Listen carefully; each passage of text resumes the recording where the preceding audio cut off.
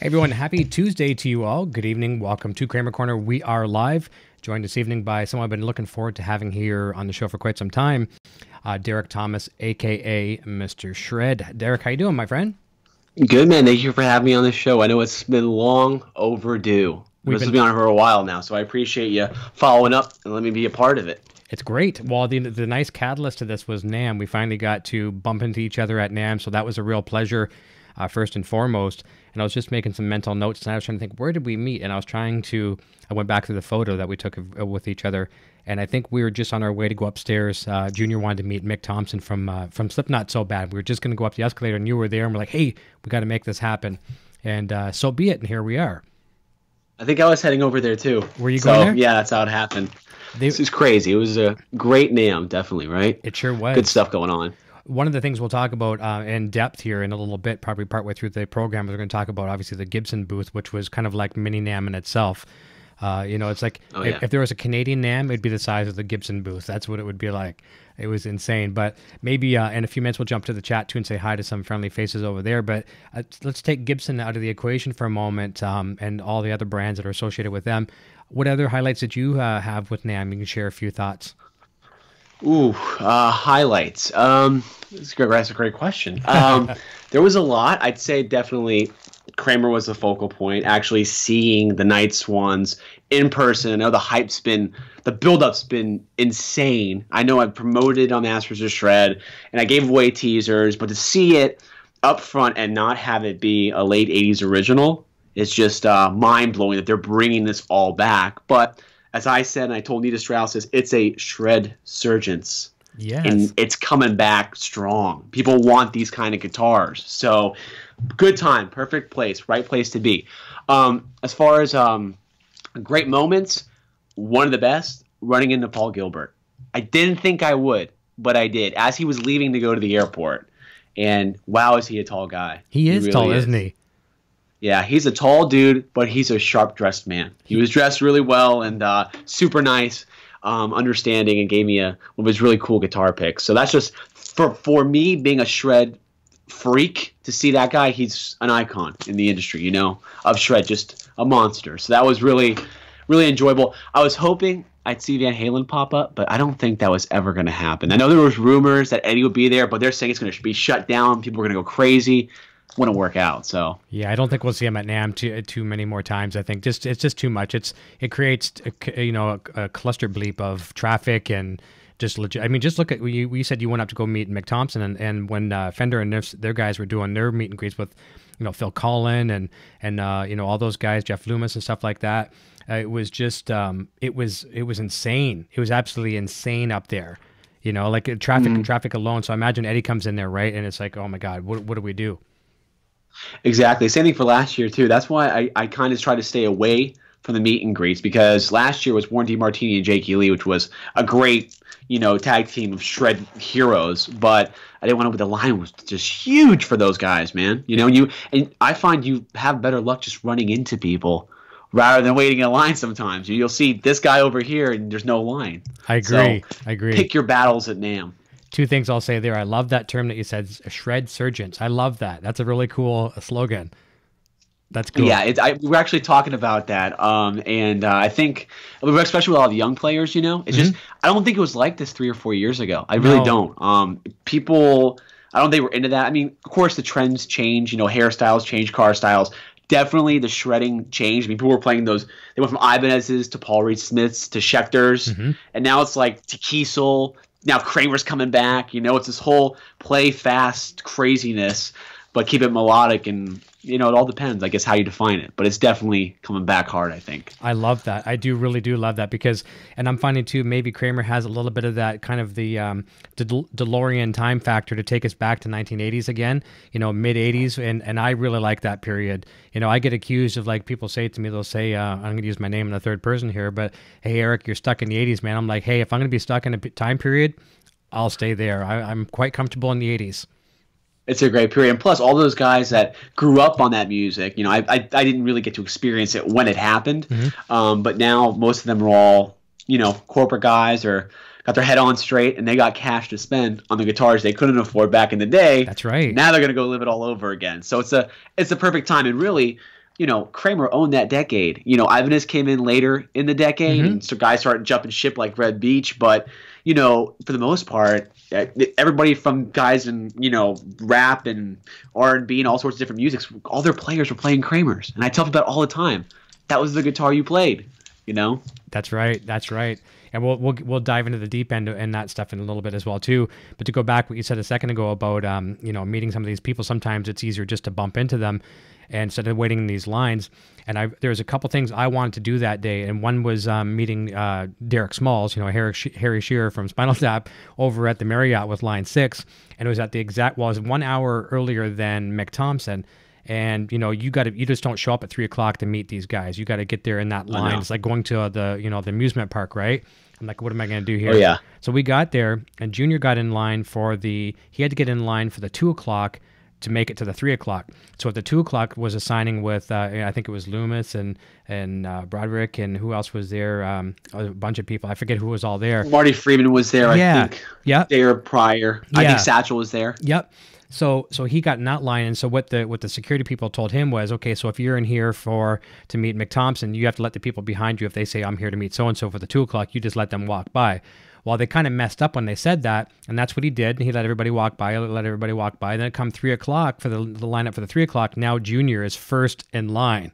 So it was perfect, so it was like, and then the crowd was pretty insane at that point. And so I'm talking to the big security guys, the big bouncers, and I'm like giving them a pat on the back. Thanks, man. You're doing a great job. Letting them know that we appreciate their jobs, because their job sucks in crowd management and that kind of stuff. So I'm letting them know that they're appreciated. And of course that rubbed off in my favor as well too, because they're like, okay, now as soon as it's your son's turn, we'll make a path for you. You come up here, snap. And I just blew off like probably 60 photos, like this, right? And got really good photos of the boy. But it goes to show you, if you give some people respect, you get it back really quickly too. Exactly. No, dude, 100%. Especially with that many people around, people aren't getting those guys respect. It was funny you talk about that, because for the guys that were not doing the meet and greets, I heard that Sammy Hagar popped in. He was there, popped into the Gibson booth. Is that accurate? I don't know. Aljon would know more about that. I did not know that. I heard a rumor. I'm like, how the hell did I not know Sammy Hagar? But also, John Sykes was there. Oh, wow. Damn. I'm like, what? How would you? But, you miss these things. There's too many people. There's a lot of people. It's hard to be everywhere at the same time. The only way you could do it, I know you're working really hard at promoting, Masters of Shred and things like that. When the day comes when you have 6-10 people working for you, I'm not even sure how many people, maybe it's just you right now, but let's just say you had more people. The only way you could do that is divide and conquer. And it may not be you personally getting that photo with Sammy or Paul Gilbert or whoever, but the team per se will get a photo and maybe a quick interview or something like that. So it is impossible. There's so many people. I had literally on my iPad, I had notes of kind of like reminders, these people that I wanted to see. Now, obviously, of course, booths that I wanted to shoot at, those were done. And people that were my goal to, meet and say hi. And then, of course, like we do, hand a business card and maybe get them on the show and things like that. And there's so many I missed. I come back and things I could have easily done, but this time didn't permit, and then you never want to be that jerk. Like, you're expecting when you meet a celebrity, you don't want them to be a jerk if they're running between booth to booth, and you're hoping if you stop, say hi to them, you're hoping they're going to be nice to you. Well, we have to be that same way as well too. We're trying to get from booth to booth, and you see a friend from Facebook or something like that you haven't seen, never met in person. You can't just say, I got to go, man. So you just, all your plans are on hold and you make time for your friends. So that's exactly right. Yeah. You can't have a schedule, it seems. You just got to go with whatever happens. That usually makes for the best stories, the best NAMM stories, just random things that take place, I agree 100%. It's wild. I was walking around, I saw Nick Johnston for the Schecter. He's a credible player, and he spotted me out too. We started talking. He goes, I said, dude, I can't get into Schecter. They keep on making it private. You got to go upstairs. He goes, you want to check out my guitars? So in that brief moment, we just checked it up, showed me everything, and it was insane. Like, it never planned at all. Just you were there and it happened, and then you figure out something to do afterwards. It was a treat, man. Spontaneity sometimes can win. Exactly. Did you go to any good shows out there when you went? I did not see a single one. I had a couple invitations to some, but I had a junior as well too. And the only one there's only a few that were all ages. So no, we pretty much when NAMM was done, we were just kind of taken into town and like we walked downtown and things like that, because we were literally 5 minutes from the convention center, so we were right downtown and everything. So it was perfect. We could just walk anywhere. But no, we did not get to see shows. How about you? I actually, I think it was on Thursday. I went to see Marty Friedman at the House of Blues in Anaheim with Jordan Ziff. Yes. So I walked there fast, and I got there, and on the way there, I ran into Laurie Basilio from Sir, and I'm like, you gotta be kidding me. So she's on the sidewalk in front of me. I said, we're gonna have to get a picture. Yeah. So took a picture with her. It's weird how these things happen, but I tell everybody this: that Marty Friedman show, my mouth was on the floor the entire time. I've seen a lot of concerts. I'm sure you have your fair share. You've seen that. Sure. You love. You remember top of your head. I'll be fair on this. I probably knew a couple of songs. I didn't even matter. My mouth's on the floor the entire time. It was just a sonic explosion of just the musicianship between the bassist, the drummer, Jordan, Marty. I mean, it blew my mind. I couldn't believe it. This is like the best concert I've ever been to. And I'm not even exaggerating. It was just epic. And if you're a musician, you get it. You understand. But if you're not, you may think, this is just a lot of craziness. But you'll get it when you're a musician, you know? Yeah, for sure. I saw some posts of yours on social media about that, just kind of saying how insane it was. And sometimes, you know, that's one of the best things. I mean, I know you know about Marty Friedman and you're friends with Jordan. I've had Jordan on the show here before too. Great player. Great dude. But sometimes not knowing a catalog going into it is when you can discover it the most, because, you know, we go see some of our bands from the 80s and whatever else, other generations, and we have a bit of a bar that we're expecting them to reach. But when you go into something and you have no clue what's going to come out, it's like, what the hell did I just witness? And then you probably almost have to have a concert playback to relive what you saw, to remember it all. Right. You don't know what to expect, you know? Yeah. It's insanity. And the tone, the tightness there between the band, it was just, wow. Then, you know, Jordan did the Bohemian Rhapsody, and I told him afterwards, I said, dude, I got to tell you, I saw Generation X do it, but I really liked yours a lot. Maybe more so. I gotta tell you, he's like, dude, I did too. I wrote it a long time ago. He's great though. Jordan's awesome. You know, he is. He's my boy. Great dude. And he's playing with Rat. Is he still playing with Rat too? Yes. Yeah, I saw that in Orlando, and he plays so effortlessly and flawlessly. It's hard. I'm sure you know. It's hard sometimes for players to play without looking when you're doing complex stuff. Yep. He's walking through that solo. Looking here, doing headbutts, it's like monster. This guy, he's great. Well, Marty can pretty much pick from just about anybody he wants. So, right, you know? So that's quite the honor he too. He fits the bill great, man. You know, that's wicked. A couple of my friends that were with us, they went to see that show as well too, and I heard great feedback as well too. So that's great to hear. And I did see that Generation X tour. That was pretty cool when they did Bohemian Rhapsody. It really was. Yeah, it was different. Then I think after they did it, Andy Timmons did it, which is totally different when he did it. You know, it was very complex and really great. People love that. Yeah. So everyone has their own take, I guess. Yeah, that's right. You know? That's right. I'm going to jump to the chat for a second. We got some great people over in the chat. So hopefully everyone's on the live chat. We got Todd Graff here. Gary Holt is here. Nocturnal Butterfly, my beautiful better half, taking care of the chat. She's going to be sharing a lot of your links throughout the evening as well, too. Oh, killer. A lot of awesome. your Thank you. Various pages and whatnot. Mike Cooper is here. Let me see here. Mike Cooper. Yeah, do you know Mike Cooper? Boy, I know him very well. From South Florida, so you're kind of your way. Yeah, he's my boy. He wants. We talk a lot. We're really good buddies, and he knows shred very well. He lives that shred lifestyle like me. Good. And he may be picking up one of my guitars. Nice. So we'll see. Well, it's tough when you go to Kramer, you got all these other guitar brands, and it's like, well, I'm with these guys. I don't know if I should let them go. So it's that's adios, right. all one family, Kramer. That's right. Well, nice to meet you, Mike. Thank you for stopping by the chat for the first time tonight. I really appreciate that. And if you do enjoy the content, hit that subscribe button right now, and I'll try to work really hard to keep you as a subscriber as well too. That goes for everybody here as well too. Chuck Booth is here. Let me see. Quentin James is here, and I got to tell you a funny story about Quentin James. He sent me. He's a shred demon himself. He's a great player. An 80s guy like us as well too. And he sent me a very disturbing photo on Facebook tonight, doing something with a guitar, and I kind of complained about it. And there's this Canadian thing about me. You're going to get a kick out of this. You've ever heard of anybody putting ketchup in chicken noodle soup or on Kraft dinner? I think I have heard of that, actually, yeah. I do it. One of maybe a select few, and to many people in the world, it's very gross. Well, he sent me something, and I thought it was kind of gross, and I said to him, dude, that's gross. And he goes, you put ketchup in chicken noodle soup. And I said, all right, give me a couple of days for the comeback. I'll get back to you. It was so funny. It was so funny. But anyways, yeah, that was really disturbing, Quentin. Daryl McMillan is here. Tactical Six String is here. Chris Bevan. Single coil lover is here, Todd Thomas. I'm a shredhead. While you're in good company tonight, I hope. Nice to have you here. Let me see here. Chuck Booth. My brother. Neil Banbury. Let me see. And Tactical says, all I listen to is 80s and 90s rock and metal. It's just what I love to play as well. It's just a comfortable place. It really, really is. And it's so nice to just, you know, some of these iconic brands, which we're going to dive into the deep end here very, very soon, to kind of bring us back to that youth again. I know I'm much older than you as far as I know.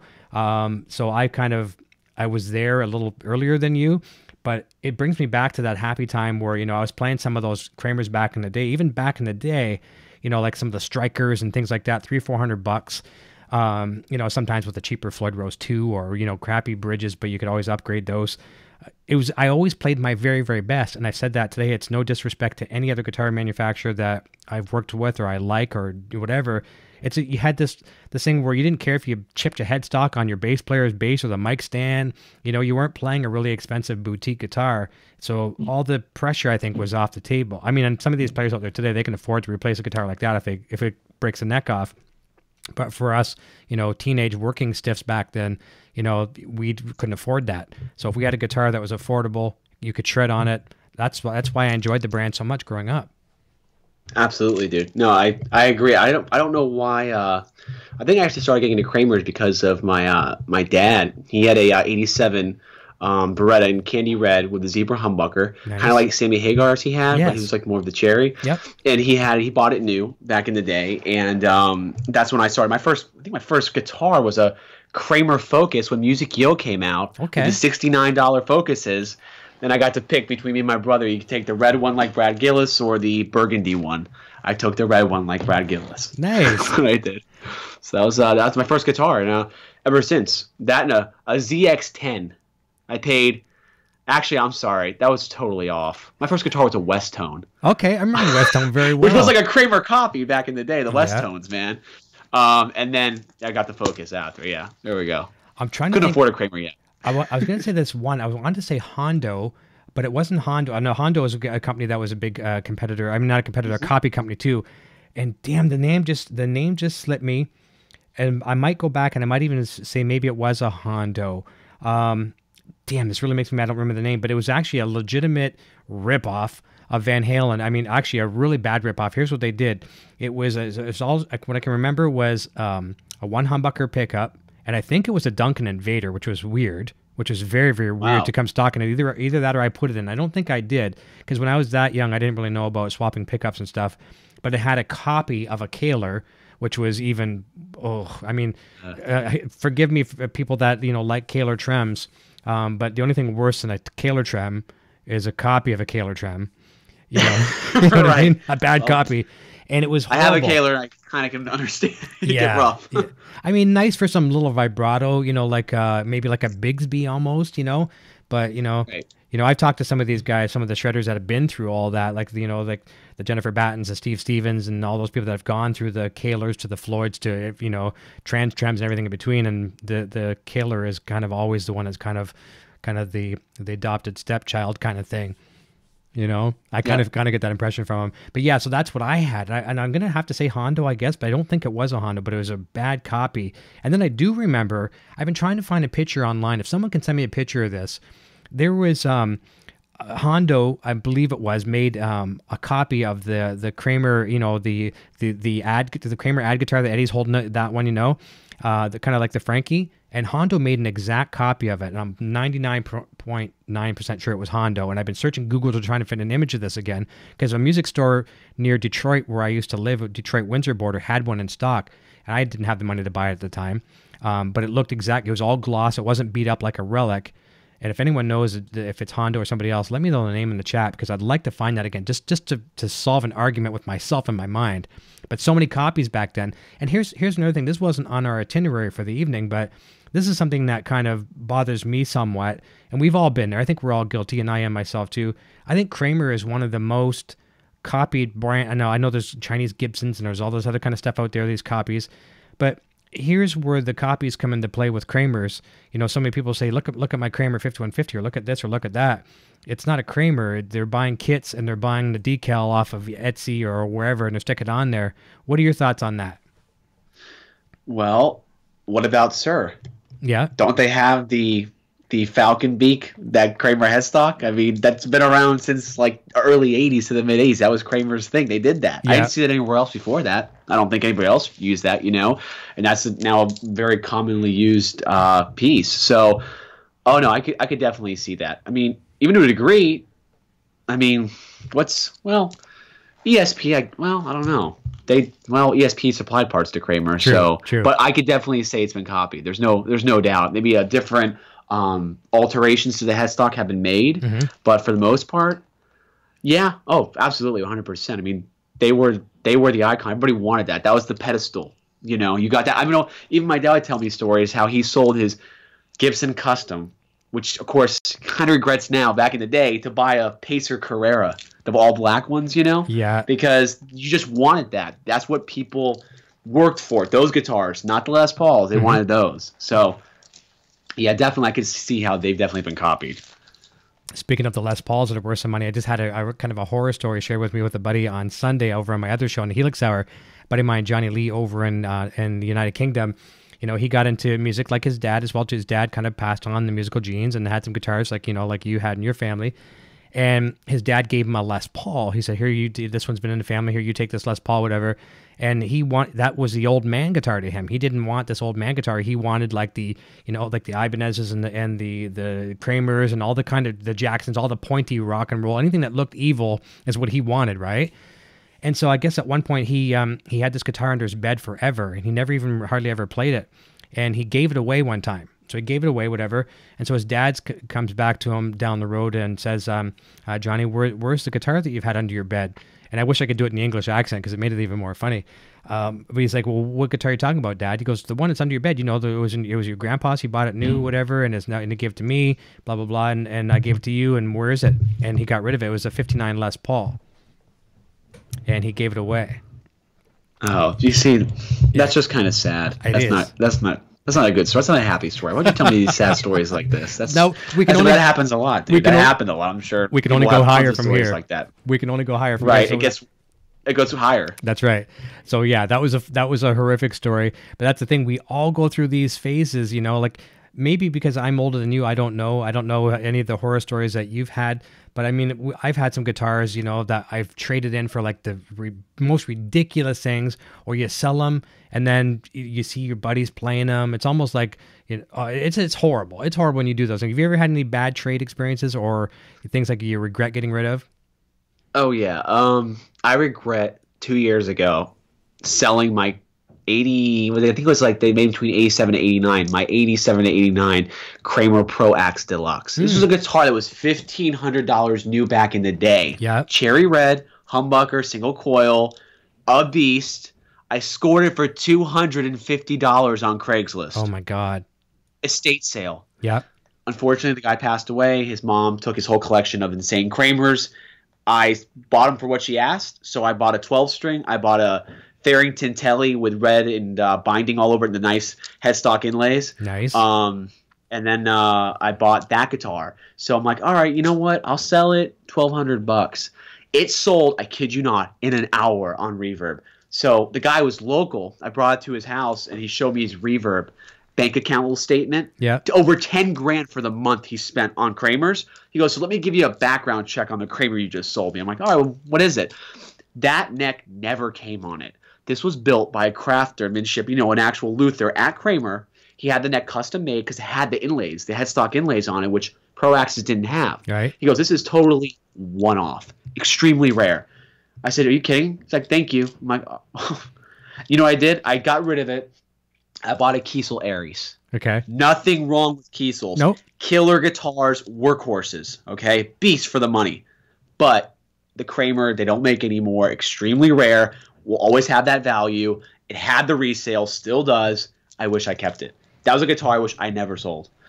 Well, you didn't know. You didn't have the knowledge. Now because what you do now, you pick up a lot of this knowledge down the road, and it's that saving for a rainy day, right?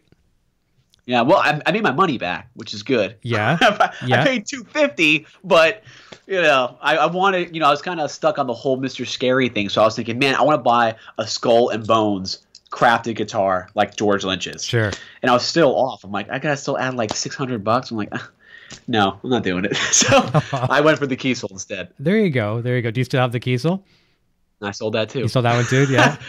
Yeah, I sold that one too, and I don't actually remember what I bought. I think I sold that and had the Mr. Shred Telecaster made. Okay. For my buddy at Funk Guitars. I wanted something that was unique, a big banana headstock, so it's got the reverse headstock, Godo Floyd on it, which I actually really dig. It's just got that so smooth and it flutters like there's no tomorrow. Yep. I put a Doug Aldrich Sir pickup in there, but for the neck, I actually sourced it out.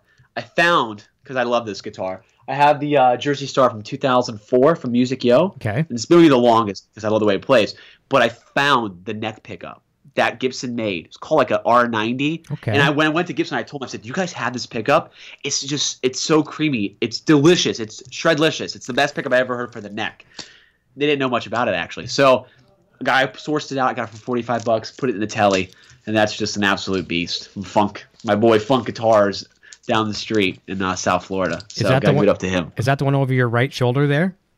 Yeah, this one right here, all gold hardware. I got the split humbuckers on it, and everything just totally custom. I mean, the headstock, I was, I love Kramer, so you can tell I'm, definitely influenced by them. So I put Mr. Shred as the logo, but it's in the Kramer font. Yeah, so I like that. It's very original. It weighs a ton, by the way, so you could play it without an amp. The resonance is just massive. You don't even need an amp to play it. It's pretty wild. That's insane. Do you ever do any of the brass block upgrades or anything like that on any of your guitars? Or I actually did. I just got that from Adam at FU Tone. He hooked me up with the 42 millimeter for the red one like yours. So he hooked me up with that.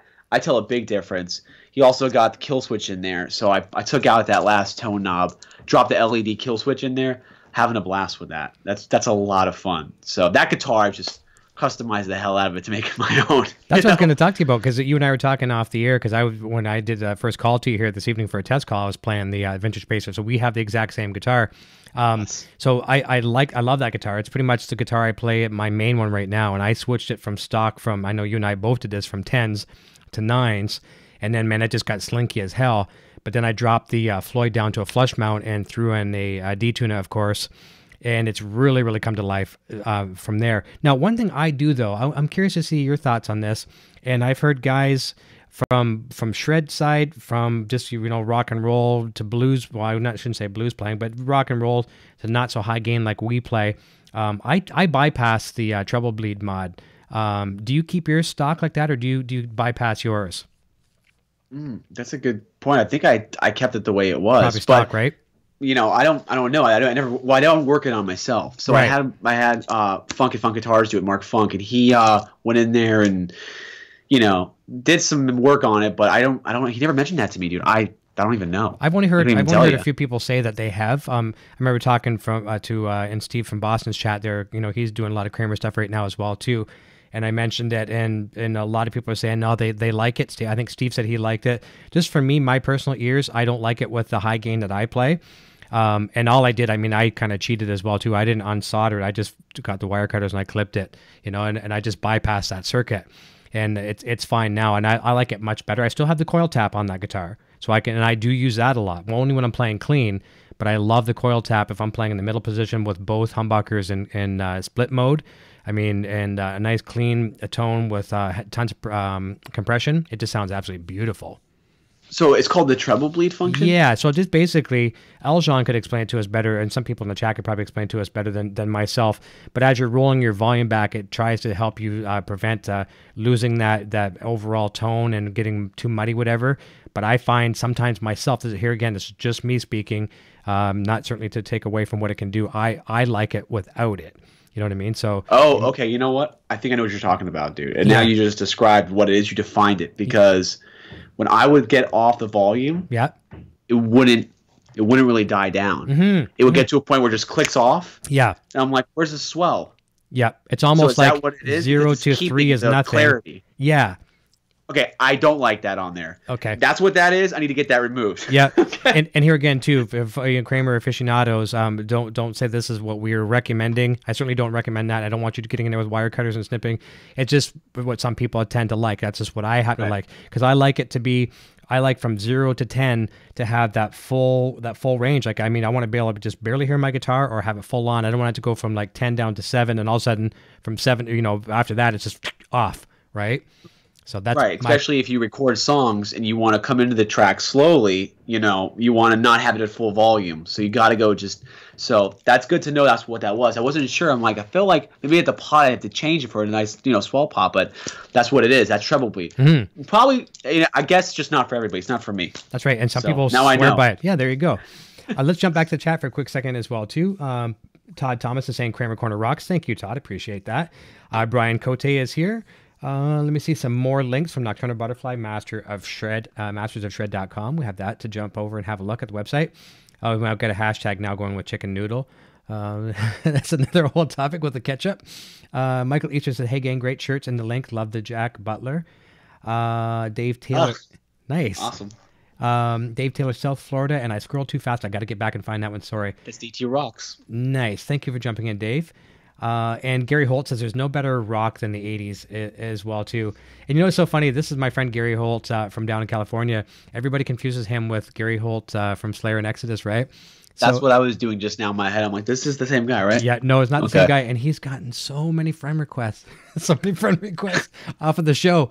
And it is almost like, he'll take them, but he's like, I don't want to let these people down, it's really funny. That's great. It's a funny story behind that one. So I agree with you on that. No better rock than the 80s. Let me see here. Todd Graff, 80s shred all the way. There was a sweet solo in every song.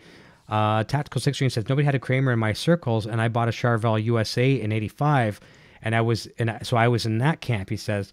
Bought and played my first Ibanez 5 years ago, and now own 3. Need to get a Kramer SM1, I think. That is a good one to jump into. If you want a gateway drug to Kramer, would you agree on that?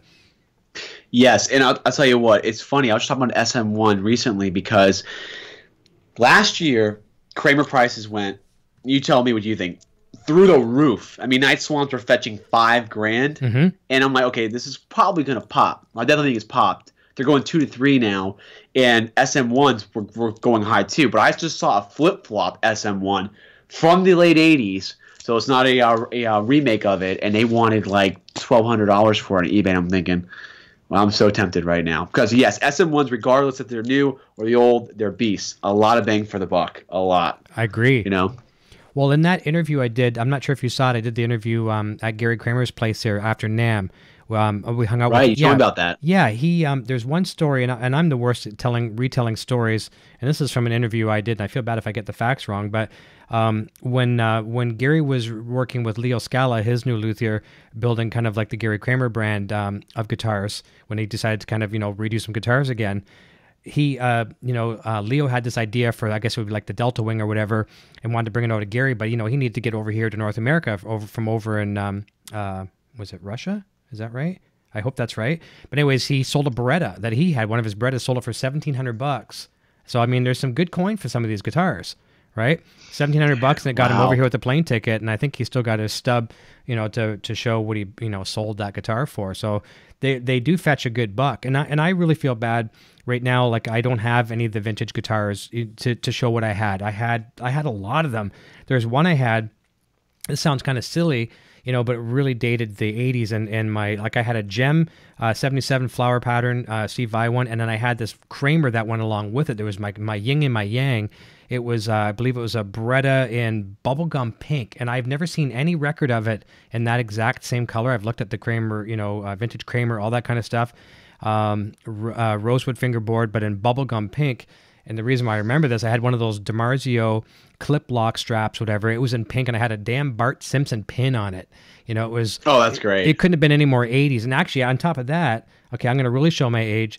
There's this brand, I think it was called like Varney or something like that. It was a pink shirt. It was really cool for guys back then to wear pink shirts. It was like showing that you were, masculine or whatever. And you're okay with it or whatever the case may be. So it was all this combination of 80s stuff. I was like poster boy for 80s, but I'd like to have that guitar back and that Ibanez. Wow, dude, it's crazy because most of my good finds were on Craigslist. Yeah, it's where you find the good deals. Otherwise, it's tough to find the deals where you can, if you ever had to sell it, you'd make your money back full force. But I've had a lot of them, but I think for me, yeah, it would definitely be the Pro X. I regretted. I actually had two Kramer Floyd Rose models. Remember those? Oh, like I the do. BC rich looking. Yeah, yeah. They get a bad rap, honestly. People seem to not like them very much, but they were very unique. And I had a black one, and I scored another one, I think, on Craigslist for $80. Wow. In white, and it had the '85 banana headstock, Nice. which was not the Falcon. So it had like that. It didn't have the beak. It had the Beretta headstock, and I'm thinking, wow, I wish I kept that and restored it, but truthfully, it was too small for me. Some guitars just look too small, like a toy. Yep. I can't play them. So. And how about guitars? How about guitars that have an extremely long reach on them? Do you find that awkward to you? Is it kind of the happy medium that you're looking for? Yeah, pretty much. You know, it's weird because it's not like the Jersey Star is this guitar where you can get that upper fret access like you would an Ibanez or the new Schecters or the Kiesels. You're not going to get that. But I find you don't think about that when you're playing it. It doesn't even become a concern. Yeah. I've had that issue with like the Ibanez RG. I had an RG 550 25th anniversary model. Mm-hmm. Dude, that thing was like you're shredding and then you hit a cinder block. Yeah. You're like, what is this? It was uncomfortable and it hurt. So I didn't like that. I love what Ibanez has now where they smoothed it off and it's all nice in the back. Mm-hmm. But with that guitar, it's not smooth, super smooth, but you don't even think about it. None of the Kramers do I even like have that be a concern with it not being routed in the back like that. It's just very comfortable. It's the whole experience of these guitars, you know? There's one guitar, if we ever get a chance to meet in person again, or if you happen to see one of these in a music store as in a used store, this is a completely different brand. This is Yamaha. But because we're talking Ibanez for a second, this is a very, very comfortable guitar. I've got one. It's the it's on my channel as well, too. It's a Pacifica 921. And Rich Lasner, the guy that was one of the luthiers at Ibanez, he left to go work for Yamaha. And this guitar, if he was to stay at Ibanez, this would have been one of the successors of the Gem. Basically taking the Gem, and this is going to be the next generation, whatever. I'm not sure if it was going to be a Gem, but it was going to be the next generation. And he went to Yamaha. So he took away that beautiful cutaway. I'll see if I can actually grab it. No, it's too far away. I can't grab it right now. But it's got that beautiful, beautiful cutaway. So there's a total access to the 22nd fret. It's almost like picture, when you play a Gibson SG, you hit the 22nd fret, you're not even coming anywhere close to the body of the guitar. Exactly. That's what this was like. I mean, this is insane. A wafer thin, a Warmoth neck on it. So you feel like if you're liking those Ibanez guitars, it felt like you're playing that. So you really got the Ibanez mojo brought over to Yamaha. The only thing that I didn't like about it 100% is it's a licensed Floyd. I think it's called the RM Pro 2 or something like that. Locking system. It's kind of like the Floyd Rose 2 where you'd run the ball through the right, Floyd, okay. But there's still locking blocks. So, and I've never done this. You could essentially cut the balls off and still lock it down, but it's really, really weird. It's like almost like they were kind of like taking notes from Floyd Rose by a correspondence course or something.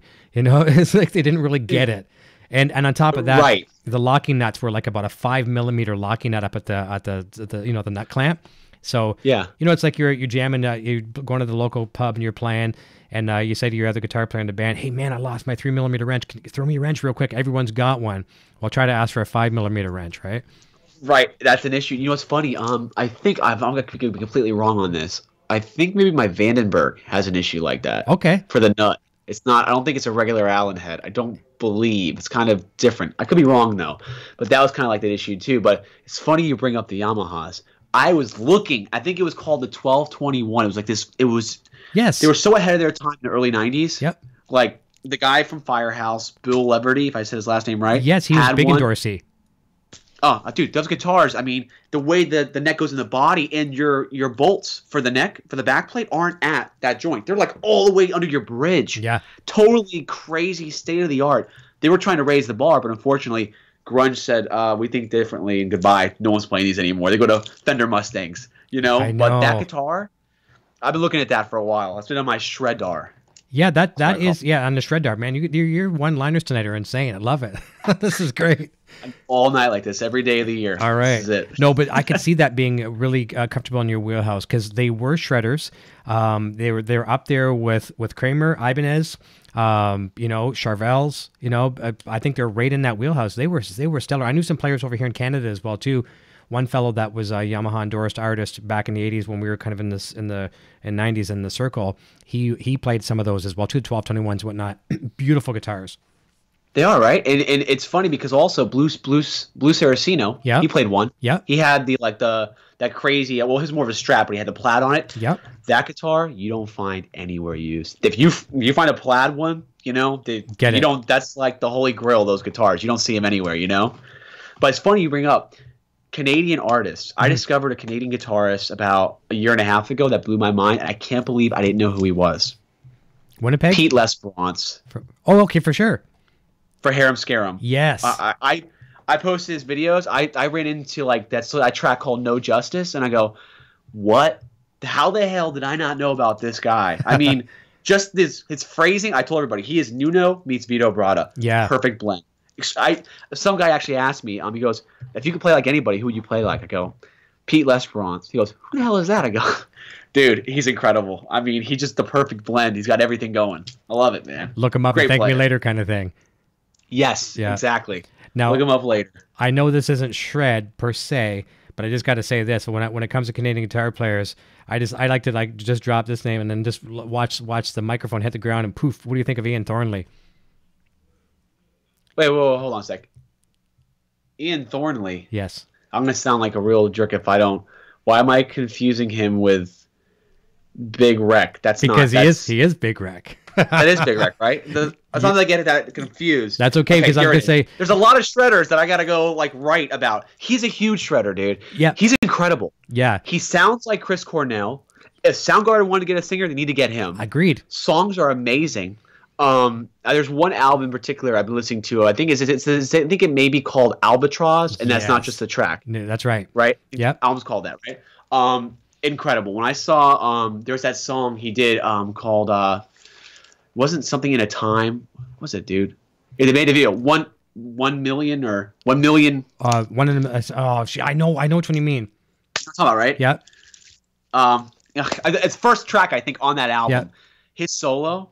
You watch it, you go, whoa, this is the same song? What is this? He's insanely fast, super articulate, so underrated. I know. I forgot about it. That's a great point. You brought up a great player that is huge, and I totally forgot about. If you didn't know him, I was not going to give you any demerit points because Ian Thornley's one of those guys where you'd be surprised people that do know him, and there's other people that don't. Like he's a cult. He's got a cult following where, you'd say, okay, you probably don't know about Ian Thornley. And some of these guys that I just totally worship, I'll mention Ian Thornley's name to them, and they're like, well, that's one of my favorite guitar heroes. I'm like, really? That's really cool. And I had him he's been on the show a few times. And the one time it was really funny. This was the funniest thing that ever could have happened to me. So Ian, Sean Tubbs, of course. Sean Tubbs is an incredible player. Ian loves Sean Tubbs as much as Sean Tubbs loves Ian, and as much as we love Eddie Van Halen and all this kind of stuff. Ian Thornley emails me and says, hey man, can you get me some intel on Sean Tubbs? What kind of picks he's using? What kind of strings he's using? And I'm like, and literally that was the email. And I said, because we talk back and forth sometimes. And I said, why don't you ask him yourself, Ian, but on my show? Right. So I had the two of them on, and and it was just amazing. They're going back and forth, whatever. But the respect that they have for each other. But there's another one you got to check out. So I was basically say, if you didn't know about him, I was going to say, go check him out tonight. That would have been like the Pete Lesperance thing. You'd be like, thank you. I love this new find I've got here. The one song called The Oath, right? Check that one out. And he does what Eddie Van Halen kind of does with Cathedral, the volume swells. Right. And I almost have to go back and watch the interview again because Ian explained it in such in-depth. I thought he's just doing the volume thing with the delay like Eddie does. But he had all these damn MIDI triggers and stuff like that. They were triggering gates and stuff. It was like NASA control to do this thing basically like what Eddie does. But look it up, The Oath. And it's The Oath. Yeah. My Big Wreck. You will thank me. You'll be emailing me and saying, thank you, Eric. I appreciate it. Well, Big Wreck, those guys were primarily based out of Boston, right? But he was based out of he was Canadian. I should Ian, know right? more, and I feel really, really bad. My Canadian roots are going to get a few demerit points here. I don't know. I just know Ian from Canada here, so maybe people can comment in the chat. I don't know for sure. But yeah, absolutely insane. And I don't normally consider I'd put him in the shred category, even though he can, because when we talk shred, it's more like arpeggios and all this other kind of crazy stuff. Right. But he's kind of like skit scat all over the place, and you just don't know what the hell he's doing. But it always makes sense. Right, exactly. You have some players that you can say, well, they're great players, and when they want to shred, they can shred, and they can usually use the term enough to their ability, enough to their own credit. But when he shreds, he's up there with the best of them. You don't even know what you just witnessed. He's amazing, super underrated. I know Ben Eller's a big fan of him too. Yeah. He talks about him a lot, and I think I saw his post. I'm like, yeah, I totally agree. He's great. I've caught some of Ben's stuff on YouTube. He's got a good channel as well. Oh yeah, great guy. He's done some Van Halen stuff where I thought I was in the right wheelhouse of playing, and I picked up some really simple dynamics that I was missing. So very, very good.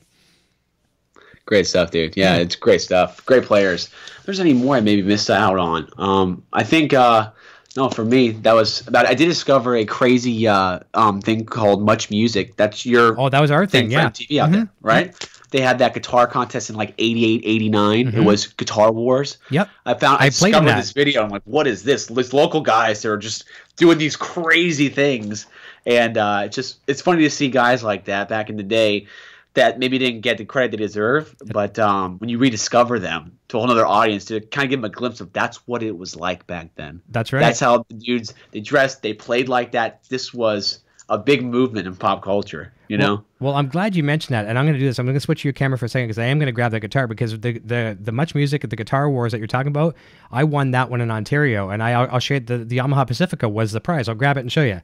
I'll show you. No kidding. No kidding. I'm dead serious. That's great. You're kidding. So the audience has seen this one a few times here. Once I will go back here as well too. One sec here. Okay, so it's Pacifica 921. Okay. Wow. 3 humbuckers, stacked humbucker in the middle. So all DiMarzio, humbucker, stacked humbucker, humbucker. The RM Pro 2 tremolo that we're talking about. This is a Warmoth neck, very razor thin. Pacifica 921. And here's the story in this one. So the very first night at the local club, it was like day one of like Guitar Wars. I went up on stage, broke a string the very first night, and I was like disqualified. Like they're like, you got to go. And then my friends were talking to the judges, like he broke a string like within 3 seconds. You know, can you come back? And I guess they said, yeah, come back. So I got to come back the next week. I go back the next week. I played. This is 1991 or 1990 because I think this is a 91 guitar or something like that. But it's nonetheless. So I got to come back the next week. I won that night, got to go to the next week, and I finally went down to the very finals. And this was always up over the bar, you know, over the mantle, like that surprise, plus recording time and all that kind of stuff. And my friends were like, Eric, wouldn't that be cool if you could win that? I'm like, I'm not going to win that, guys. I don't win anything. Like, no way it's not going to happen. These guys were good. They're coming from Sarnia. They're coming from Windsor. They're coming from London, you know, all over southwestern Ontario. And I ended up going there, and it was really cool. I got down to this guy from Montreal. He was a major player. Had this pedal board. It looked like something Vernon Reid would play. You know, like 9,000 pedals and all kinds of modules and all this kind of stuff. And I think it had like a flux capacitor and powering the whole thing. And I'm like, and he was just shredding like crazy, right? And I ran out of tricks. It came down to the head cutting duel, who was going to win this. So whoever won this, like a Jack Butler's, you know, Ralph Macchio kind of, you know, head cutting duel. Whoever won that wins. And I ran out of tricks. I literally ran out of tricks, and I was like, and I was exhausted. My gauge was on empty, and I had a power drill, not a cordless drill, but a powered my dad's drill, and I had the picks on it like Paul Gilbert. But so you can imagine what the RPMs are on a corded drill, right? So I played. You're probably too young to remember this, but do you remember the Andy Griffith Show? Do you remember that TV show? Oh, I remember the show. Barney Not Fife sure if I know the theme though. I definitely remember the show. I wonder if I even still remember it. No, I'm not even going to play it. But it's like a whistle theme song, right? But I played this theme song at about 45,000 RPMs with a power drill, and so it was just going crazy. And I was ripping off the strings off the guitar because the picks were actually getting caught in the strings. And it was just as one of those things where did I win it on merit? Did I win it on disaster? Whatever it was, but I won. So that was the prize. Long story short. It's almost like your Jimi Hendrix moment when you burn the guitar, you light it on fire, tearing the strings up, Paul Gilbert style, right? Yeah, with the drill. That's pretty great. Yeah, it was a cool story. But you got footage of that. Yeah, man. VHS somewhere. I know some of my friends have it. I don't own a single thing anymore. And that was long before the time of, you know, any kind of real digital stuff, right? But Much Music, that goes back. We had some good stuff on there. There was kind of a copy of the VH1 and MTV and that kind of stuff, but I kind of miss it. You know what a great show was that I discovered last year? That was a show that never took off. Dweezil Zappa in Normal Life. Okay, I don't know anything. I follow some of his stuff, but I don't know about that one. It was a show with his sister, which is what's her name? Moon. It's Moon. Moon Unit. Or is it? Yeah, Moon Unit. Okay. They were in it, and it was supposed to be on their life. Now, Frank Zappa and his mom were not in it. It was literally Dweezil Zappa and his sister growing up in this family, facing normal high school problems, such as him having to not go to college because he has the opportunity to open for Eddie Van Halen. Oh. It was incredible. If you go on YouTube, I strongly suggest looking up Normal Life because Dweezil's playing Charvel's in it. He's rocking out to extreme riffs. He's got Van Halen posted on his wall with Kramer. It's like this is – I would watch this every day, all day, if this actually existed today. It was incredible. And I discovered that and I couldn't get enough of it. It was just – he's such a great player. Dweezil is one of those – I think Dweezil's a little underrated because he can play everything really well. And he's a monster. You know, he's a great player. He is. And I never saw that. I may have heard of it, never saw a segment, but I remember reading all those interviews too, how the Eddie Van Halen influence. Eddie was teaching some things, and then, getting the chance to do that first showcase, whatever, and Eddie was there in the audience, and it's like, can you just imagine, right, doing that, right? You're up there, and there's your mentor, your idol. Even today, imagine you or I, and we're playing, all of a sudden Eddie's in the audience. Like, what would you do? I'm sure you've got the woodshedding to fall back on muscle memory and stuff like that, but how would you handle that moment? Dude, that's if you were playing against Eddie Van Halen? No. Just if you're playing, all of a sudden you look over and you're looking at your buddy, and all of a sudden, whoop, oh, there's Eddie Van Halen. Oh, you see, now, I don't know. That's a tough one, man. I would probably go into shock. I couldn't feel my fingers at that point. I mean, already be stiff as it is, but that's I know that the Tone King had that at NAMM. I saw that video, him playing, and Eddie taps him on the shoulder. I'm like, dude, what had to be going through your mind at that point? He looks stunned, and I would be there all day. I'm like, dude, it's like one of those cringe moments where you like hop over your couch, but you're looking like, oh man, is this really happening? Yeah. I give him props. I would have lost my mind. It's great. He kept his cool. It was really cool. I think what I would do if it was in a live environment where we're actually playing a gig, I would turn around and look at the drummer, and I'd be locking myself in on the drummer. So please keep me in time. Don't let me go away from here. Even if I stop playing, I just kind of focus on time and try to put myself in the moment. And it was like, maybe I would probably just unplug my guitar and run away, I think was what I would do.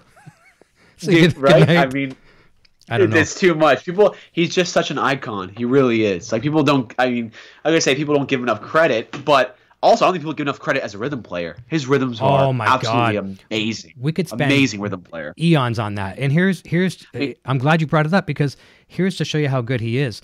All these kids out there, and you get to see them in the world of shred because there's some kids out there that can shred, that can kick our ass 7 ways from Sunday, and they're teenagers. Oh yeah. But then you pull out the shred and you say, okay, now handle the rhythm part, and they just can't do it. And it's no disrespect because they didn't really realize it was there. They're focusing on learning all these licks, but that rhythm stuff. I mean, I did a cover of "Running with the Devil." As simple as that song is, and I had to scrap it the first time because my timing on the rhythm was absolutely horrible. On "Running with the Devil," you think it's that easy to do a slide? It's like it's so off, off the beat, like always behind the beat. His rhythm is his hardest parts. Yep, exactly. And plus, he has such character in every riff. I'm listening to even his stuff with Sammy Hagar, which I know you like Roth era, you like the Hagar era. I love Roth. I mean, but I like them all. Yeah. Right. I love them all.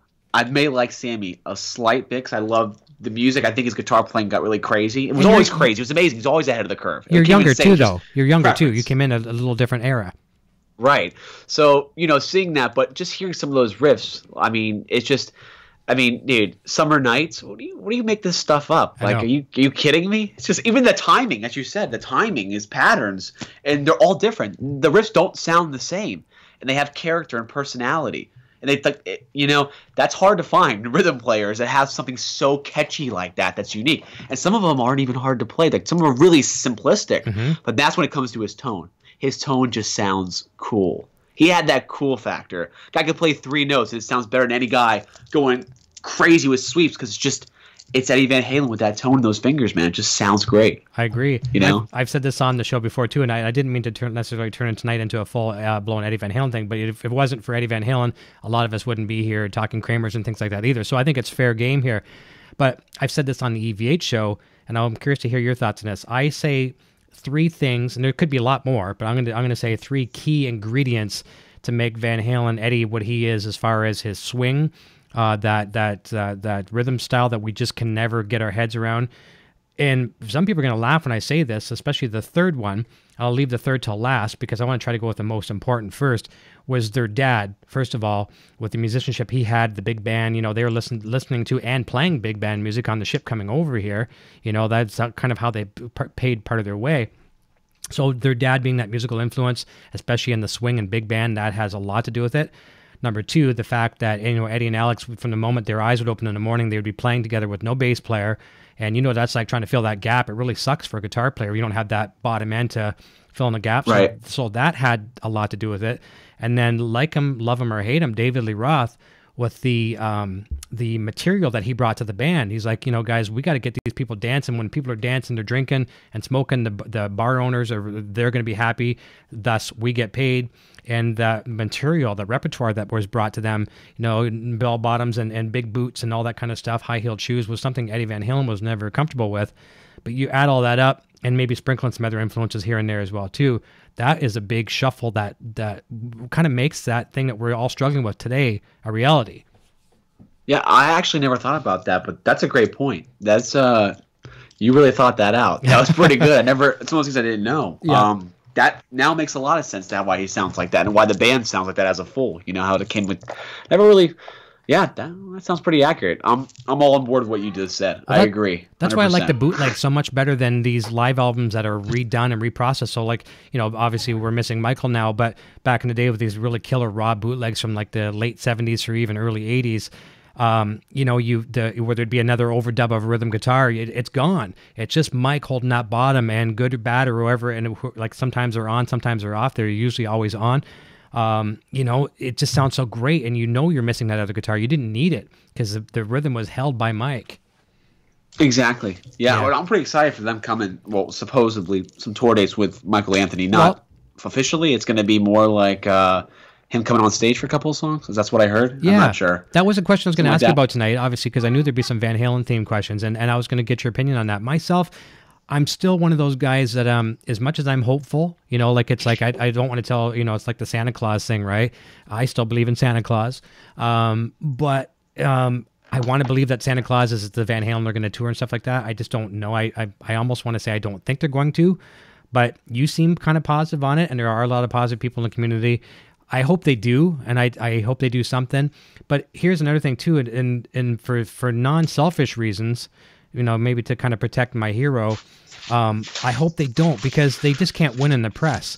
The first thing that's going to happen is, okay, number one, if they come out and they do like 2 or 3 songs with Mike, they're gonna criticize, you know, for treatment of Mike.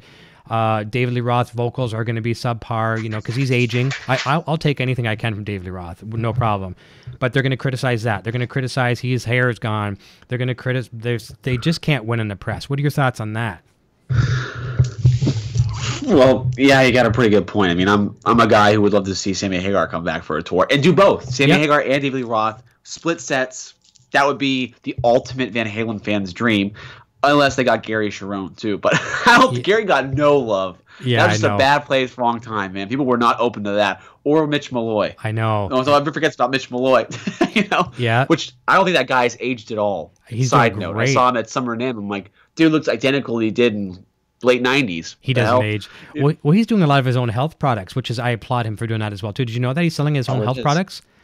Yeah. No, that's got to be what it is, obviously. He's like, you know, just like my better half here, Sandra Lee, switched, you know, diets. I'm not sure what Mitch's diets are, but he sells like a health product, like it's all natural, you know, I don't know if it's like the ginsengs or all that kind of stuff, whatever it is. I feel bad I don't know, but it's obviously working for him. He's, you know, not only the president, he's also a member, one of those kind of things.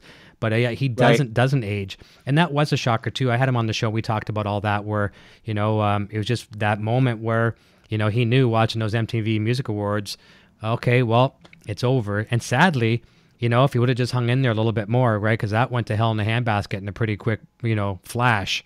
You know, David Lee Roth, right. It's one thing I love about David Lee Roth, but it's also David Lee Roth's, you know, Achilles heel. He always puts that cart before the horse, and it's like, okay, let's ready for the world tour. And they're like, no, we're just here to present an award, you know, one step at a time, right? Right, and then you got that happening. No, that's a good point. And I forgot about something else as a sort of a segue, not super related, but I remember when you asked me about if I thought that a lot of companies kind of imitated Kramer, right? Yeah. And it came to me. I don't know why I didn't think of this, telling you this earlier. what about the Ibanez Joe Satriani's? He played a pacer. That's what he wrote Surfing with an Alien with. And if you look at the JS 1000s, it looks like a pacer. Yep. You know, people forget about that. They even started that idea with the body and the pickup configs and the knobs.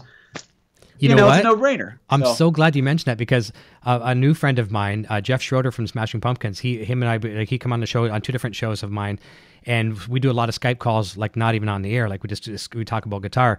And when I told him I was starting to work with Kramer, he's like, talk to so and so. Would you mind talking to so and so and see if you can help me with this one? He wanted a pacer, and I said, it goes because of Joe Satriani. He wanted a white one. It had to be a white one. And that's 100% why. He goes, that's what Joe Satriani was basically using. And I'm like, that's so cool. And now you're the second person to say that. So it makes that whole conversation feel like it was yesterday. It really was only a couple months ago. Yeah, exactly. So it just re-solidifies how significant and monumental Kramer was in the guitar industry. I mean, it can't be denied, but the problem is, I think the good thing is a lot of the younger crowds don't know because they didn't live through it. I didn't technically live through it myself, but now with the reemergence, it's great. Couldn't be a better time for this to educate the younger audiences of just what a powerhouse they were, and technically it's still large to get the guitars out there to everybody. I agree. So, well, what are your thoughts on this? And here's the thing: like you said something very, very important. The fact that many people didn't get to live through it. Many people are even younger than you that weren't even there in that era. So the best they can get is something that comes in used at a music store as far as the old heritage. But I went through the Music Yo era. I didn't buy anything during the Music Yo era, but I think they're bringing out some great stuff now. And there still are some people on the planet that don't even realize that the brand is still being manufactured today. But what are your honest thoughts on the future of the company under the Gibson brand's umbrella? Like I'm positive about it, but I'll share my thoughts after yours. But what do you think on the future under their umbrella? I think their timing couldn't be any better. I'm glad to see them give the attention, the recognition that the brand deserves. They're really pumping it harder now with the whole marketing aspect. Mm-hmm. They see the opportunity. I played the guitars at NAMM. They felt great to me, and they're doing what people want. They're responding. They'd ask me, Alton had asked me, what color would you do a Jersey Star? And I go, without a doubt, candy red gold hardware. Done. That's perfect. Yep. That's it. I mean, did I ever see, Richie Sambora actually play that guitar?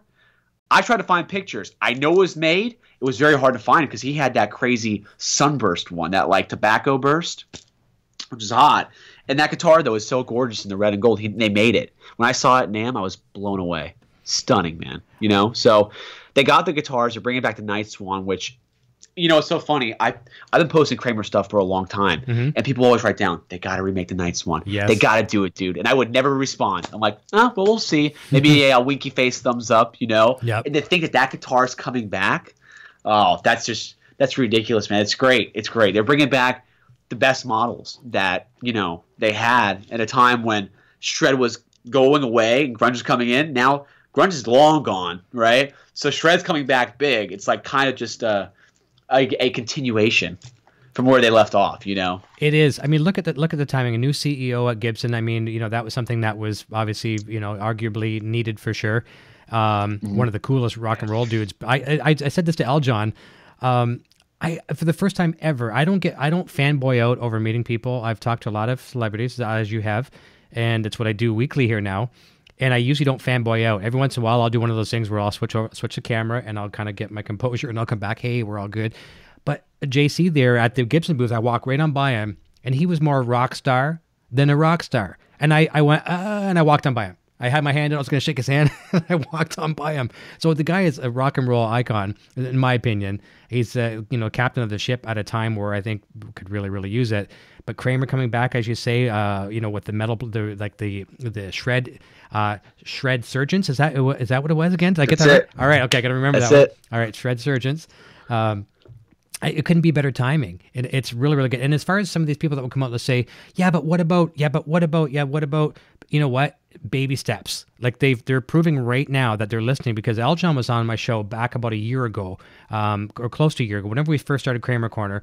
And at that time, this was just all theory and things like that. What would you guys like to see? What would you guys like to see? And of course, maybe some of those things were already in the works, but some maybe not necessarily so much. and things people are suggesting or saying, I would like to see this. I'd like to see a green. I'd like to see this, you know, Sambora, like Jersey Star, blah, blah, blah. And here we are. So they're listening. And you also mentioned the fact about the marketing team. You know, they're out there doing a splendid job, both from Gibson, Epiphone, Kramer. There are a lot of them are sharing each other's content. It's getting out there. So now that brand awareness is global, and it's only going to get better. I think there's going to be in the next couple of years, who knows what we're going to have. Like, I love over in the EVH side of things because I'm an EVH guy. I love what Eddie's doing with all the Wolfgangs. You know, he's got like so many different models of Wolfgangs, different price points, different colors.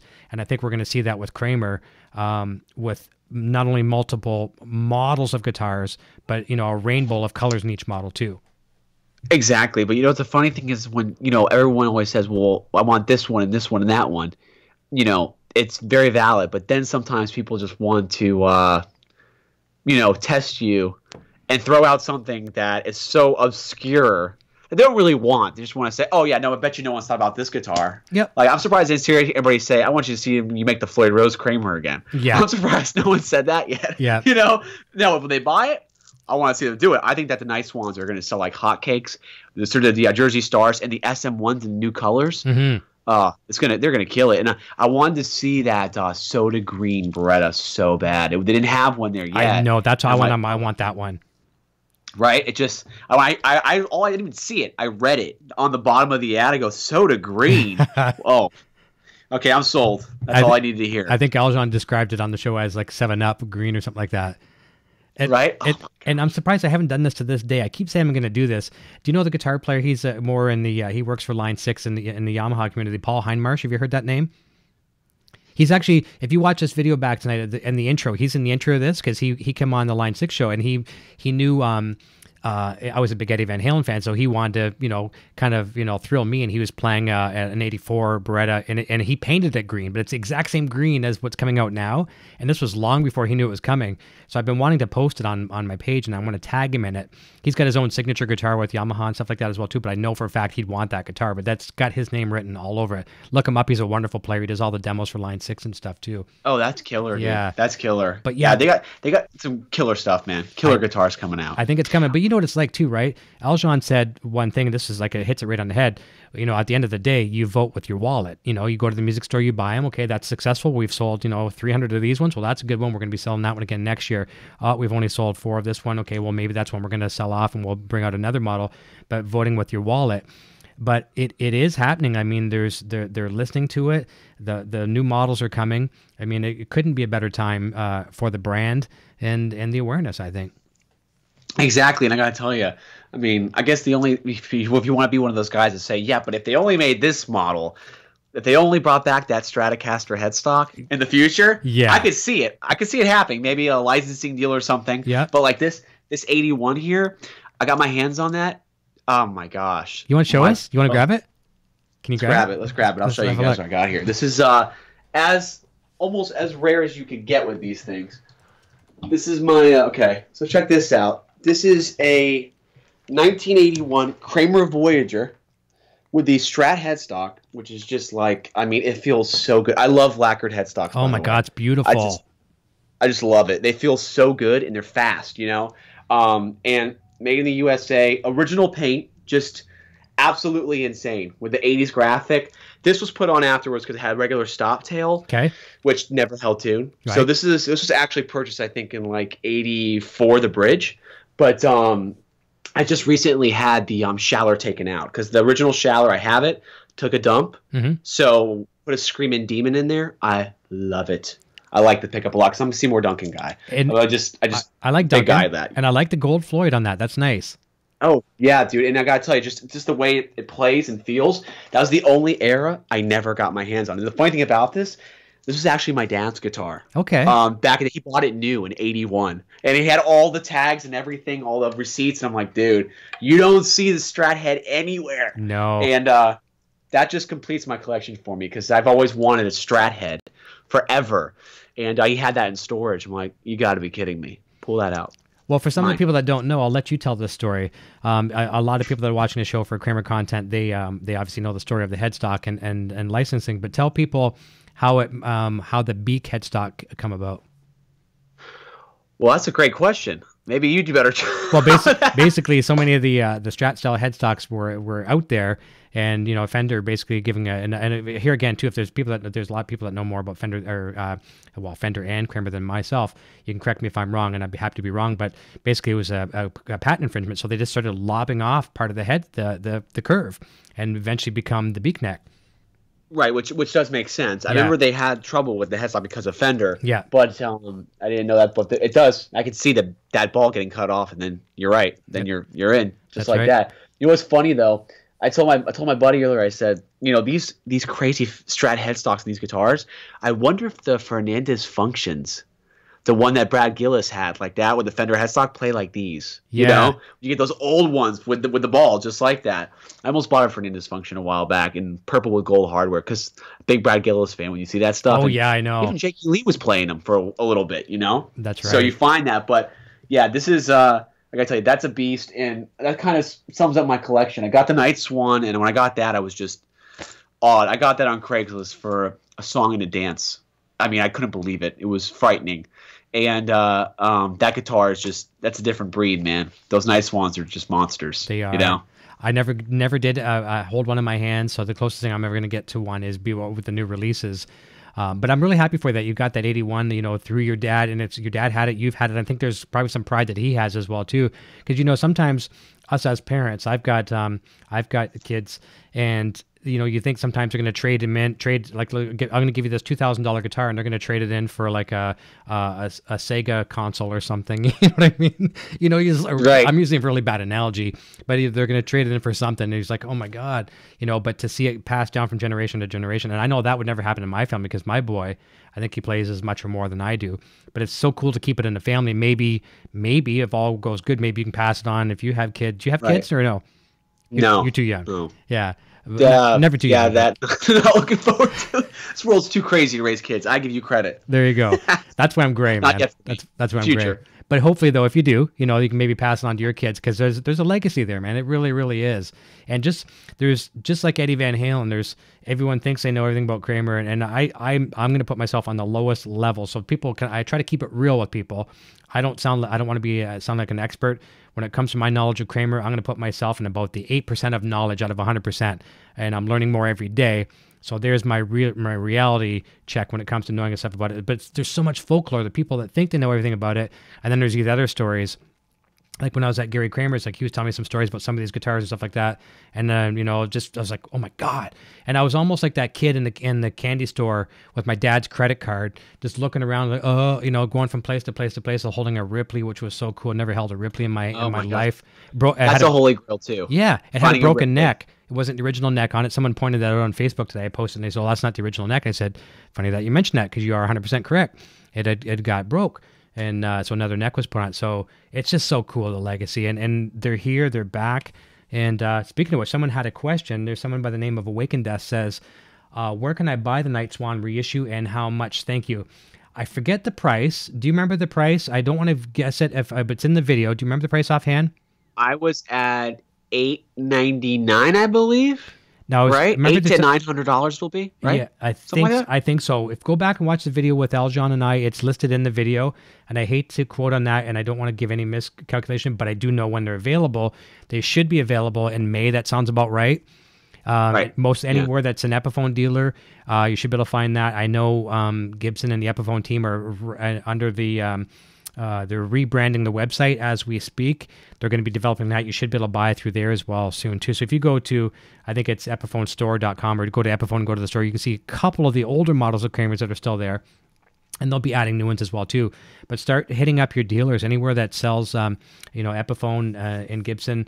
You can find them there probably for pre-order very, very soon. And just tell me you want them, and let your dealer know that they'd be a good guitar to get in. So hopefully that answers your question there. Let's jump back to it, see if I missed anything else as well too.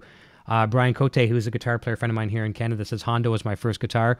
It was white, and I put electrical black tape on it to look like Eddie's guitar. And I think he told me that story. Yeah, and mine came that way with black tape. So maybe Brian inspired that. I think we all probably at one point put black tape on our guitars. That's right. I did it multiple times, dude, when I was younger, all the time. When we're kids, it's easier than painting, isn't it? Oh, so much easier. I had a PV special, which was still made in the USA, gold top. I put black electrical tape on that. I put yellow electrical tape on my black Kramer Floyd Rose. Bumblebee. These are all guitars I'd rock in high school. People go, what the hell is a Kramer? I'm like, you know what? Just go find an old MTV music video from the 80s or VH1. You'll find out who they are real quick. So, yeah, dude, I've never forget. I had pictures of that guitar still with the tape on it. Just easier, man. That's right. You know? I'm surprised we didn't see some deleted scenes from Back to the Future. Marty McFly's going to the future saying, okay, we got to grab these, or going back in time, we got to grab Kramers. You know what I mean? Oh, my gosh. That'd be great. That would be great. Yeah. Nice deleted Definitely, scene. Man. Quentin James says, I put a Kaler on my Gibson Explorer. Killed that guitar. Yeah. I put my foot in my mouth one time with Kaler, and I'm sure it's okay to say now. So one of the companies I've worked with before I retired from music was an endorsement I had was a company called Dava Picks. They make a really cool pick. Some people don't like them. Dude, I love them. You got some? I love Dava Picks. Where's the hell's my Dava pick at? I used the red jazz one. Okay, and I use the green ones, which are the control where depending on how you hold them, it's a different gauge, right? So I love these things. Right. But useless fact of the day, Dave Story, who is the president, CEO, whatever, of Dava Pick, he was also one of the founding partners of Kaler, right? Of the Kaler Tremolo. Okay, wow. I didn't know that and here's how I didn't know it, and here's how I embarrassed myself. We're having a chat one night, really friendly. Oh, great. Yeah, I've been using the picks. Love your picks. He goes, we're going to talk about tremolos. I'm like, yeah, I'm loving the Floyd Rose, but man, that Kaler, And oh yeah, well, I invented that. And I was like, ooh, okay, so I'm like, someone bailed me out here, right? It's one of those that Kaler is great. I love it. No, I never did rebound. It's like, because, you can see through that in a heartbeat. But I think we started talking about the weather and sports or something pretty quick, and just, we salvaged it. But, I don't think you can put Kaler and Floyd Rose in the same league. I just don't think you can. They're totally different trems. Yeah. Totally different. Again, like you said, Bigsby, kind of floaty, nice, comfortable. I mean, it's really precision based, super light on that bar. Yeah. But tuning, I haven't had a great experience to actually staying in tune that well. Yeah. It could. Maybe mine wasn't set up right. But again, you don't see Kalers like you do Floyd Rose. You can't go to Sam Asher Guitar Center and find a guitar with a Kaler to really mess with. It's usually custom or from the 80s. I mean, everybody had them. The Steve Stevens. I mean, Lita Ford had them. Jennifer Batten had them. I mean, they all had everyone. Jerry Cantrell's had one like forever, right? Exactly. Yeah. Steve Lynch from Autograph, another example. Yeah. Kerry King, right? Yeah, exactly. Yeah, they've been there. And Todd Graff says SM1 is a lot of guitar for the money. I agree on that. And I got a buddy actually too, Frank. He's looking for the red SM1. And that's getting hard to find because I think they are discontinuing that color. And I think Aljan was saying basically get them while you can. That is that candy apple red is nice. Another Kramer that's actually really good too that no one gives enough credit is the Assault. Oh yeah, I got one. Yeah. I played one at Sam Ash. I go, oh man, this neck is super nice, dude. Got one right here. There it is. Yeah. Yeah. Dude, those are underrated. Those are actually really great guitars, man. Locking tuners on the back. The only thing, I'm not ashamed to admit this. The only thing that I hate is I need a road map. I don't have fret dots, but that's where neck illusions could come in, couldn't it? Yes, Neck Illusions. Mark at Neck Illusions is the man, dude. I mean, and when you think of something, if he will help you advance on it, and he'll give you ideas. He'll suggest it. Because when I had my Voyager, which you probably see the gray one with the stripe, he actually let me grab it. Okay, straight to you because he actually okay, so he actually I said, why don't we make it gray? Started out white. So he had a white one. I'm like, all right, we could do white. And then he said, it would be really good if you did gray. We'll put a white racing stripe in it. I'm like, you know what? Could you match it? And he matched that gray of the lightning bolt, like really dead on. May not be able to tell from the camera in certain light. For sure. Man, what picture I sent him? Oh, he made it work, man. And I got to tell you, gloss for me is the way to go. They offer matte or gloss. Mm-hmm. Gloss with a set of Elixir polywebs. It's like playing on glass. It just slides. Before you get too comfortable, grab your pacer. I want to show what you did with that, kind of making it like a Jersey Stars / Mr. Shred. Yes. Okay, so here's what I did. Neck Illusions went above and beyond on this one. They actually made me a headstock decal too. Because it's all white. I saw that at first when you took a picture outside. It just looked like it was the sunlight. I want all white with the Kramer logo in red, the same red. So they're actually, he told me he was going to try to do some flakes and drop flakes into the inlays. Okay. So it looks like a metal flake style for the body. I'm like, dude, you could do that? He goes, I'm going to try it next time. So, yes, he did that. It's gloss again with elixirs. And, of course, I put the kill switch on there. So that actually glows in the dark. Yep. I've got one of those in my When it's Wolfgang. They plugged in. light up, yeah. Yeah, which is great. And of course the big brass block in there. You can see it barely fitting in. So You know, but it a 42 fits with the snug. cover on. Yep, it does. Yeah, which is killer.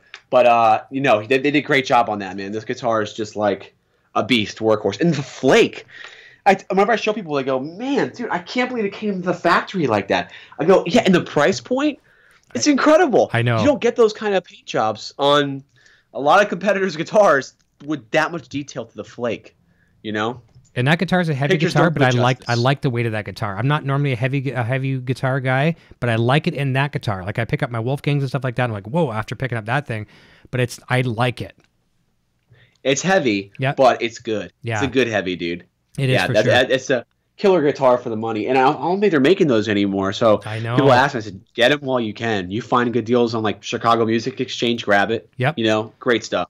For sure. Yeah. I know Killer Elshon's got a guitars, couple dude. himself too. I think he's got the green one, and I think maybe purple one. I forget what he has of his own, but I love those two for sure. And if you can get them for sure. We've got about 6 minutes left before we wrap up, so I'll jump back to the chat for a quick second as well too. Quentin James said Pence's Schroeder had that headstock. I think that's what we were talking about earlier. Brad Miller, I have a Hondo that has a painted stock with the white stripes on it. There are some pics on my Instagram page. Okay, I want to see that. I'm gonna go look at that later on, Brad, because I think that's one I had. Let me see. And Tactical says I did own a Kramer KH 3000 or 300. I think it was plywood burst. Just couldn't get the action low enough. Yeah, sometimes we had to take those necks off and put guitar picks under there and all that kind of crazy stuff to do whatever we could to shim it up. Let me see. I'm going to scroll down towards the bottom here. Tactical says all those 08-ish Charvel made in USAs are now going for $850 and up, and they were $500 to $600 forever. Yeah, people are going back, right, and trying to grab that stuff. And Gary Holt Leo Scala. Yeah, maybe I pronounced his name wrong. Quentin says, stop telling these stories, because yeah, we're sharing all these horror stories sometimes, right? But we just get to kind of live in the positive moments too. You got to have bad stories to really appreciate the good ones sometimes.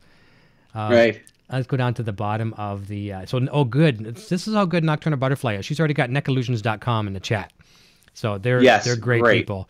I've got a good friend of mine too, Jeff Humphreys. He works with them closely as an artist as well too, and they talked to me a while back too, and we had very friendly conversations. We just never did anything. And I'm one of those guys. I want people to always at least feel this with me. If I don't want to waste their time, and I didn't really have anything that I really could envision right now for Neck Illusions. Now that you've done that thing with that pacer, I have some ideas as well too, because I've got an idea that would work with my show to look like, I'll tell you off the air, but for icons as far as the fret markers, and I've just never really wanted to act on it. So I'm one of those guys, I won't waste someone's time. But if I think it can be beneficial for both of us, then I'll talk to them. And they were very, very courteous and outreaching to me. So they're good people. I know that for sure. So Chuck Booth says, I'm saving for the one with the Floyd Rose, the Assault 220. Yeah, the Assault 220, that one comes in a black. Have you seen that one with the Floyd? Yeah, that's the one I played. I played it actually at Sam Ash. I made a little video. I put it up. Sam Ash reposted it. Oh, that's and cool. And I went back there and go, you're the guy from the video we put online, right? I'm like, yeah, I guess that was me. Yeah. Yeah, they put it up there. It was a great guitar. They are for sure. And Junior plays that one more than me. I tend to grab the pacer and he grabs that one. But it's cool. The 24 fret, which is great as well too. Sonia is here, one of our other moderators. Thank you, Sonia, for jumping in and helping out. Just gonna see if I've missed anybody else here. I'm getting close to the end. Rick Hefner is here. Sweet Axe, my friend, commenting on your guitars there. Thank you. Appreciate it. Yeah. Mark Dark. Anthony makes that band swing. He certainly does. Let me see here. Let's go. Ricky Mees. He says, hey, Eric took advantage of the Kramer SM1. Very nice, slick and black. Very, very good. Yeah, the black one's probably the easier one to get. And I've heard nothing but greatness. I know Steve from Boston was loving his. He got the white one, I think. And he's been doing a lot of demos online, and he's been getting a lot more positive feedback on that guitar than some of his other guitars he's been playing. So, wow, very, very cool. And a lot of people, yeah, I kind of said earlier, the SM1 is kind of that gateway drug today for Kramer, and that's what Daryl McMillan says. I'm grabbing the SM1 first. Very, very cool. Saving up for the 220 Assault. That's very, very cool. And Gary, this is Gary Holt says Gary Holt is a good personal friend of Gary Kramer's. That's how we met. and he says he actually got to play a bunch of original and played never played. Yeah, he's talking about me. I got to play a guitar that was or bass, actually, for that matter. Junior and I played a bass, a Kramer bass that was in the safe, never touched by human hands. And it was Junior. I said, "Can you tell us a story in that one?" And he's telling us, and I'm like, "Okay." He goes, "Well, yeah, that's never been played before. That was given to me." And they started their serial numbers at 10, so it was like 00010. So there wasn't 0001. It was tens. Right. Gary Kramer had the 10. He goes, "Well, your son and you are the only ones who's ever played that." We're like, "Okay." And I'm like, "Eric, give me the bass, give me the bass, give me the bass." We're putting it back, bringing it back, right? I could just picture having one of my clumsy Canadian moments, and oh my God, dropping this thing, right? I luckily never had that, but I'll tell you the truth. With my PV Vandenberg, I'm kind of dreading it because the headstock is so thin. I know. When the three folds match, I'm like, dude, you can just flick it. I thought it was going to snap. I know. Accident waiting to happen. Exactly. That's right. So as we wrap up here, 10:29, we had some extra questions for you, which I'm going to save for a rainy day. And if we get you back maybe towards the spring here, come back and see what's happening in the world of shred. And as we have this new shred surgence in 2019, as it's continuing on, man, I'm so glad I pulled that one out of my butt. I saved it. You nailed it. All right. You get me. What was the other shred? You had another shred one tonight. What was it? Shredsational? Schroeder. Schroeder. Yeah, on your Schroeder. Yes, your shred radar. There we go. All right, man. This is really good. Some new terms, and they're going to start hashtagging those out throughout all social media. But this has been a fun show. I want to just a reminder of a couple cool things that are coming up here in the immediate near future. 2 days after today, today's the 26th, so our Nocturnal Butterfly, who I'm talking about in the chat, it's her birthday, so we're going to be announcing another contest that we're going to do on the channel, just kind of in celebration of her birthday. So she's going to be turning 25-ish. Killer. Yeah, on Thursday. Friday night, I got to double check. Don't hold me to this. I believe it's this Friday night. I've got, speaking of Kramer, I've got Henry Vaccaro Sr., one of the other founding fathers of Kramer, on the show. And then coming up on the following week, believe it or not, this is a bombshell, announcing it now. Dennis Berardi is on the show. And these guys don't really do interviews, so this is very, very cool. So it's kind of Gary Kramer, Henry Vaccaro Sr., and then Dennis Berardi. So this is going to kind of have some really, really cool Kramer stories. And trust me, I'm not going to be talking. I'm just going to be pushing buttons and letting these fine gentlemen tell us the stories that changed the world, as far as I'm concerned, of guitar. And I think there's other stuff going on. I just can't remember. So watch all social media, facebook.com/EVHGearTV, also facebook.com/Kramer Corner. And do me a favor, go down to this description down below. There's some really, really cool links for Mr. Shred, all his different entities. Give him a follow, get a subscription on YouTube. And the only reason why I'm suggesting this, because I'm telling you, you'll like it. I don't push people to sites just for sub if I don't think that they're going to have valued content. So, my friend, this has been a pleasure. 90 minutes flew by like 40. Way too quick. I do talk a lot, though, so I apologize for that. Dude, no, that's good. Trust me. I don't like dead air on this show. I like it to be, boom, boom, boom, boom, boom. It's like, then all of a sudden, thank you, good night, Cleveland. Come back on next Tuesday, right? So, right, exactly. But I awesome. got. Thank you for having me, man. I really appreciate it. My sincere pleasure. I feel the passion that you have with the brand. You're a great champion for the brand. It's an honor to be on the artist roster with you as well too. I still do you, man. Do you pinch yourself every day? I kind of do. Like, is that real? It's one of those, you're waiting for Ashton Kutcher to come out of the corner and say you've been punked. Dude, I used to sit in my guitar class in 9th, 10th grade, 11th grade, 12th grade and say, man, one day, if I ever get endorsed, I want to be on the Kramer roster. So everybody says, oh, who's Kramer? I'm going to show you who Kramer is. One day, I'm going to be in that team. When it happened, I'm like, this is surreal. This can't be happening. It's a crazy moment, man. Remember staring at those Eddie Van Halen posters on the wall? Yeah. Oh, my. Well, there he's right there, and I got George Lynch below him. My two biggest inspirations. But actually, Randy Rhoads was pretty big. I learned every Ozzy song with Rhoads. Definitely. I mean, they're also damn good. Vito Bratta, where is he, man? We got to get him back. I wish he'd come back and play a couple songs. Dude, just ridiculous. His phrasing, melodies, that tapping. Zach Wall loved this tapping. Said best tapper I ever heard. Mm-hmm. If you listen to early No Rest for the Wicked stuff, his solos on there where he picks it up here, taps it down here, and goes back. That's all Vito. You can tell he was inspired. I know.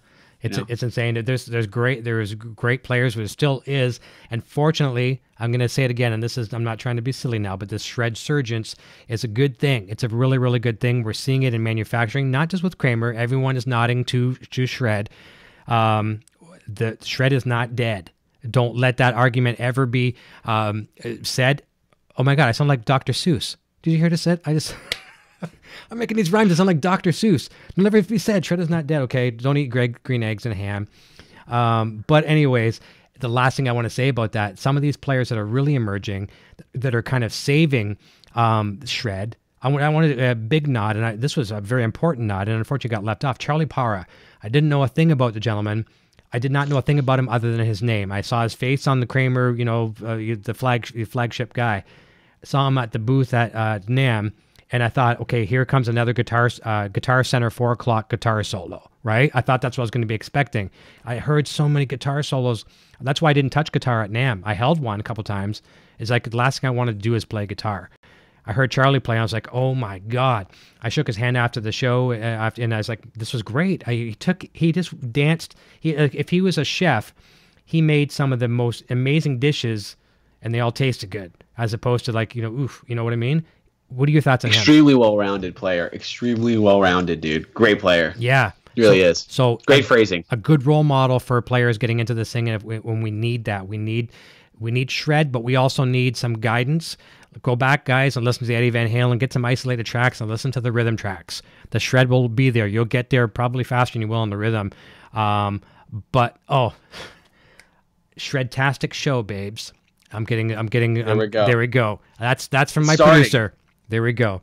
Shred-tastic show. Let's leave it on that. Go out there and shred, but listen to the rhythm. Listen to the old Eddie Van Halen isolated tracks. Get that rhythm down. Get that swing. There ain't going to be no thing. Oh, man. We got to get out of here. All right, guys and girls.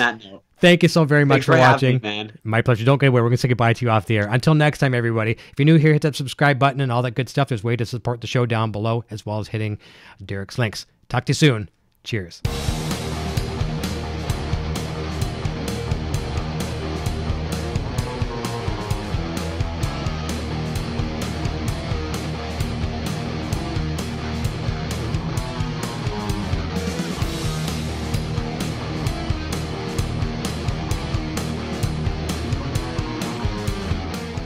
Hey everyone, thank you so much for watching, and don't forget to check out our full lineup of Kramer Corner merchandise available for purchase right now at broadstash.com.